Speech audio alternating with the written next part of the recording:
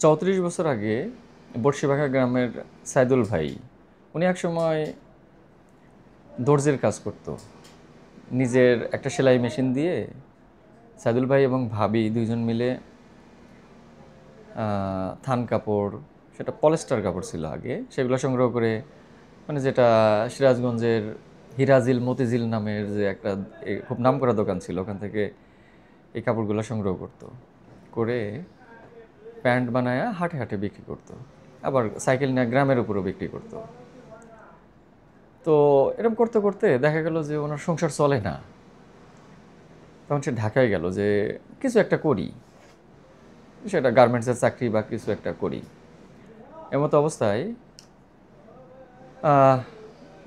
বিভিন্ন গার্মেন্টসে গেল, ঘুরে ঘুরে দেখলো যে মিরপুর 10-এ কিছু গার্মেন্টসের বাতিল কাপড়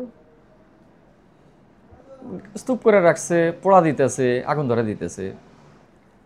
তখন বলছে যে আমি কি এখান থেকে 2-1 বস্তা কাপড় নিতে পারি? পরে বলছে যে নেন, যে কটা পারেন নেন। তখন 5 বস্তা কাপড়, এই গার্মেন্টসের যে কাটিং বাতিল কাপড় যেগুলো, সেগুলো উনি বাসের ছাদে করে নিয়ে আসে। নিয়ে আসা ওই কাপড় দিয়ে, তাহলে ওটা বিনা পয়সায় পাইলো, যেটা থান কাপড় টাকা দিয়ে কেনা লাগতো, এটা বিনা পয়সায় পাইলো। এই ওনার বউকে সাথে নিয়ে প্যান্ট বানানো শুরু করলো, পায়জামা, প্যান্ট, কিন্তু জোড়া। আগে ছিল আমান কাপড়ের, এটা জোড়া হলো। এটা বিক্রি করলো। তো এখানে তো আসলে কোনো খরচ নাই, নিজেই বানাইলো, কাপড়টাও ফ্রি, শুধু আনতে যেটুকু ভাড়া লাগছে।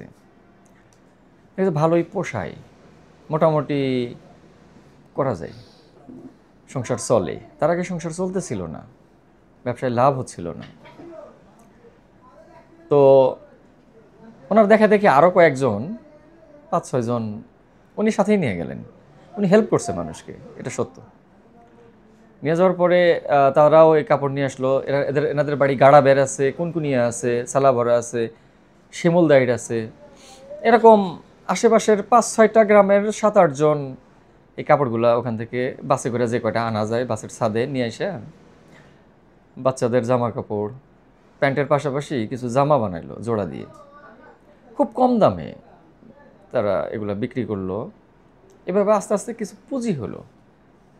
তখন তারা মনে করলো যে এই যেটা ব্লেজার কাপড়, মোটা কাপড়, শীতের জন্য যেটা খুব উষ্ণতা দেয়, এরকম কাপড়ও তো গার্মেন্টসে হয়। সেই বাতিল কাপড়গুলো দিয়ে কী করা যায়? তো এটা দিয়েও পায়জামা বানাইলো, ভালো চাহিদা থাকলো। তখন এরকম জোড়া দিয়ে কম্বল বানানোর অভিজ্ঞতা কারোই ছিল না। তো তিনি মনে করলেন যে আসলে দেখি কম্বল বানানো যায় কিনা, এগুলা জামা কাপড় বানানোর পাশাপাশি কম্বল বানানো যায় কিনা। বানানো গেল। কিন্তু এই নিবিড় গ্রাম, এখানে এটা কোনো উপজেলা না, ইউনিয়ন না, একেবারে একটা গ্রাম, একের খুবই সাধারণ একটা গ্রাম, যেখানে কোনো ব্যবসা বাণিজ্য কিছুই নাই। এরকম একটা জায়গায় তো দূর থেকে বা আশেপাশে কোনো পার্টি তো আসবে না। আর কিছু কম্বল বানাইলো 10-20 পিস, এগুলো আবার তারা নিজেরাই সাইকেল নিয়ে বিভিন্ন গ্রামে বিক্রি করলো। তো মানুষ নিতে চাইলো না, যে আসলে কী জিনিস, এটাতে কী হবে, গরম হবে কি না, প্রচলিত না তো। খুব কষ্ট হয়েছে প্রথমে, কিন্তু এগুলা বাজারজাত করা আর এগুলো বেচা দরকার। কারণ আমি কষ্ট করে বানাইছি, যদি আমি বেচতে না পারি, আমার সংসারটা কী করে চলবে? আমার শ্রমের দামটা তো দরকার। খুব চেষ্টা করতে করতে করতে করতে যারা নিল, কোনো এক গ্রামের একজন হয়তো কিনলো। সে শীতের মধ্যে ব্যবহার করার পরে বলছে যে আসলে এটা খুবই গরম হয় এবং খুব ভাল লাগে, আরামদায়ক। লেপ এত আরামদায়ক না যতটা এই জোড়া কম্বল আরামদায়ক। এটা আস্তে আস্তে ছড়াইলো। ধুনট, আমাদের পাশের উপজেলা থেকে কিছু ধুনটের পাট ধুনট, এরকম খুব গরিব যারা গ্রামে সাইকেল নিয়ে বিভিন্ন প্রোডাক্ট ফেরি করে বিক্রি করে, তারা 5-10 পিস করে নেওয়া শুরু করলো। এরপরে যুক্ত হলো বগুড়ার বিভিন্ন উপজেলাগুলো, সিরাজগঞ্জের বিভিন্ন উপজেলা থেকে এই 10 পিস 20 পিস, খুবই কম সংখ্যক কম্বল তারা নিয়ে বিক্রির চেষ্টা করলো এবং সফল হলো, যেটা আসলে খুবই আরামদায়ক এবং কম দাম। যে তখন ধরেন ৮০, ৮৫, ৯০ টাকা একটা কম্বল পাওয়া যায়। একটা লেপ বানাইতো তো তখনও অন্তত ৮০০, ১,০০০ টাকা লাগতো। তো গরিব মানুষের ৮০০, ১,০০০ টাকা দিয়ে একটা লেপ বানানো তখনও কঠিন ছিল। সেখানে একটা ১০০ টাকা বা ৯০ টাকা দিয়ে বা ৮০ টাকা দিয়ে একটা কম্বল, এটা মানুষের খুবই উপকারে আসলো এবং ক্রেতারা বলতে থাকলো যে পাশের বাড়িতে তোমরা নাও, আমি ব্যবহার করি, খুবই উপকার, ভালো। এইভাবে ছড়ায় গেল। মানুষের আসলে ক্রেতাদের কারণেই মূলত ছড়াইছে যে এটা আরামদায়ক। এরপরে উত্তরবঙ্গের রংপুর, কুড়িগ্রাম, বিশেষ করে যেগুলো গরিব এলাকা, ওই সমস্ত এলাকা থেকে গরিব মানুষ পার্টি হিসেবে আসলো, যে ফেরিওয়ালারাই, যে সেই কুড়িগ্রাম থেকে এখানে আসতো মাত্র ১০-২০ পিস কম্বল কেনার জন্য।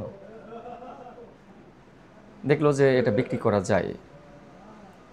ক্রেতারা তার পাশের লোকজন বা পরিচিত জনদের বলতো যে এরকম এটা আরামদায়ক।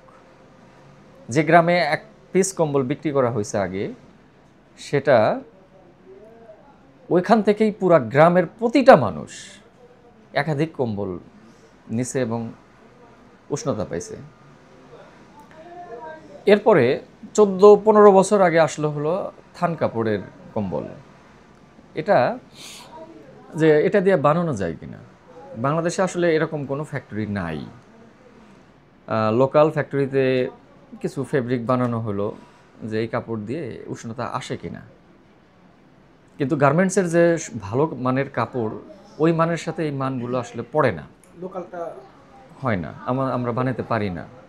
তো এটা কম দামের, যে একটা জোড়া কম্বল ১০০ টাকা আর একটা আমান কম্বল, কিন্তু উষ্ণতা আছে। ৭৫ টাকা থেকে ৫৪০ টাকা পর্যন্ত দেশীয় কম্বল বানানো। তখন প্রথমে এত আসলে অনেকগুলো আইটেম ছিল না, একটা আইটেম, যে আপনার ৮০ টাকার একটা আইটেম বানানো হলো, সেটা দীর্ঘ ৩-৪ বছর ওই একটা আইটেমই থাকলো। তখন আমি ব্যবসার সাথে যুক্ত হলাম, আমি চাকরি করতাম। আসলে চাকরি আর ভালো লাগতেছিল না তখন। আমি বা অন্যের কাজ আর কতদিন করা যায়, আমি নিজে কিছু করতে চাই, কিন্তু পুঁজি নাই। আমি চাকরি বাদ দিয়ে ব্যবসায় আসলাম। তো দেখলাম যে কে কেমন ব্যবসা করে, এরপরে এখানে আরও কিছু যুক্ত করা যাবে। তো আমি ভাবলাম এটা এই ১২ বছরে মোটামুটি সমস্ত আইটেম মিলে ১৬৬টা শুধু কম্বলের আইটেম করা হয়েছে। এটা ধীরে ধীরে, এক বছরে হয় নাই, ভাবতে ভাবতে বাড়ানো হয়েছে। যত কোয়ালিটি বাড়ানো হয়েছে, যত আইটেম বাড়ানো হয়েছে, বিক্রি তত বাড়ছে। পাশাপাশি বাচ্চাদের কম্বল এবং বাচ্চাদের জামা কাপড় বা শীতের পোশাক, বড়দের শীতের পোশাক, এগুলো যুক্ত করা হয়েছে। সবচেয়ে অবাক করা বিষয় যে ৮ টাকায় একটা ট্রাউজার পাওয়া যায় বাচ্চাদের, যেটা বাংলাদেশের আর কোথাও পাওয়া যাওয়ার কথা না। এখানে শ্রমের মূল্য কম, নদী ভাঙন এলাকা,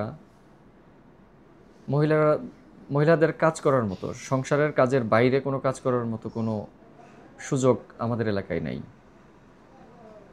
বা ছিল না। আমরা ভাবছি যে তাদেরকে কিভাবে যুক্ত করা যায়।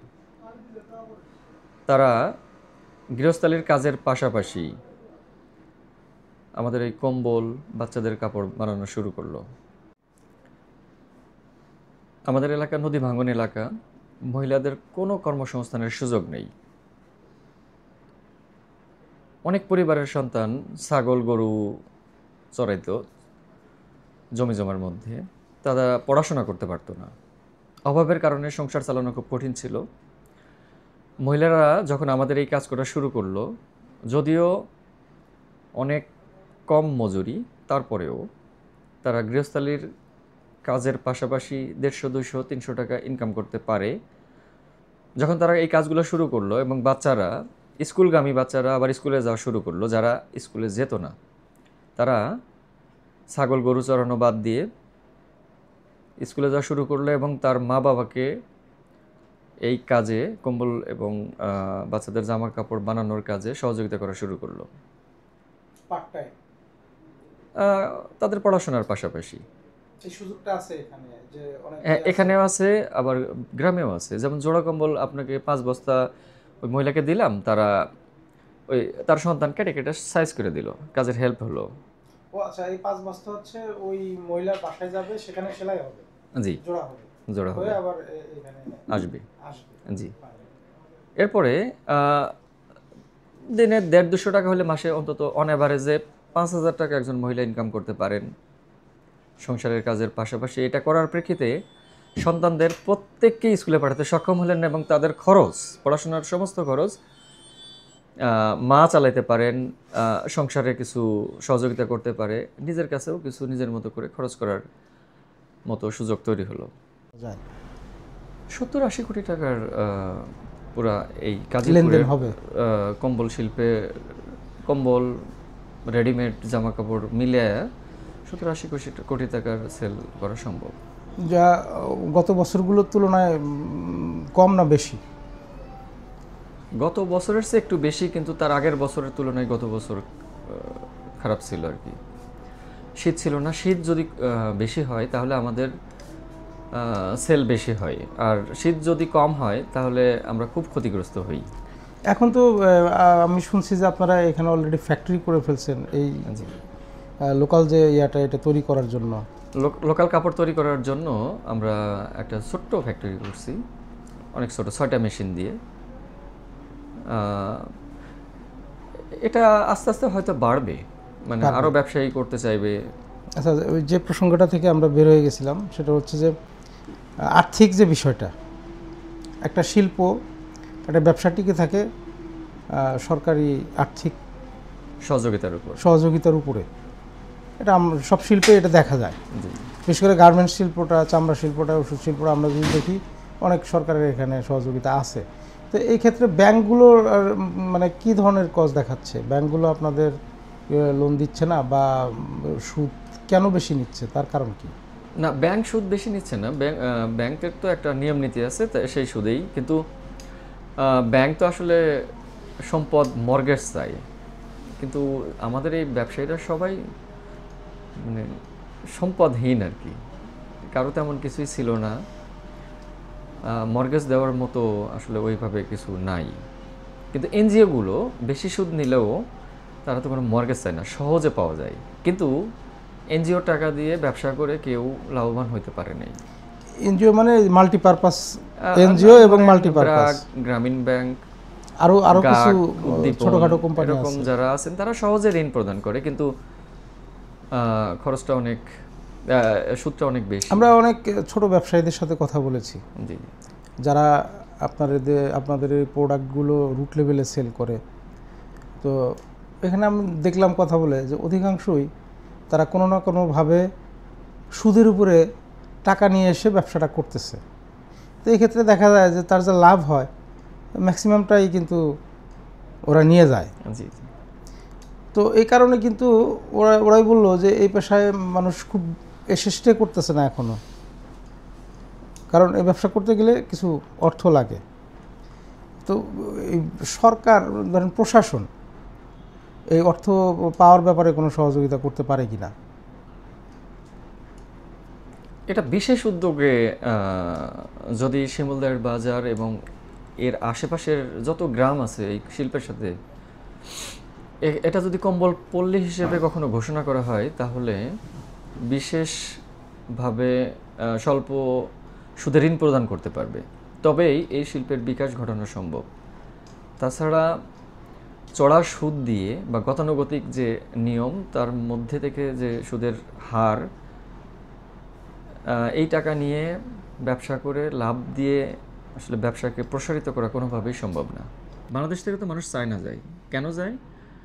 অনেক ধরনের কম্বল সংগ্রহ করতে। কিন্তু যদি এখানে একটা এই কম্বল শিল্প ঘোষণার সাথে সাথে এখানে একটা প্রতিষ্ঠান তৈরি হয়, কারখানা তৈরি হয়, তখন এখানে ওই সারা বিশ্বেই মানে চায়নাতে যেসব নিত্য নতুন প্রোডাক্ট তৈরি হয় সেগুলো এখানে তৈরি করা সম্ভব। শুধুমাত্র এই কম্বলগুলো আমাদের বাংলাদেশেই বিক্রি হবে না, দেশের বাইরেও বিক্রি হবে। তো যখন একটা ফ্যাক্টরি হবে তখন এর পাশাপাশি আরও যারা অর্থনৈতিকভাবে শক্তিশালী বা শিল্প কারখানা যাদের আছে তারাও ইনভেস্টর হিসেবে আগে আসবে।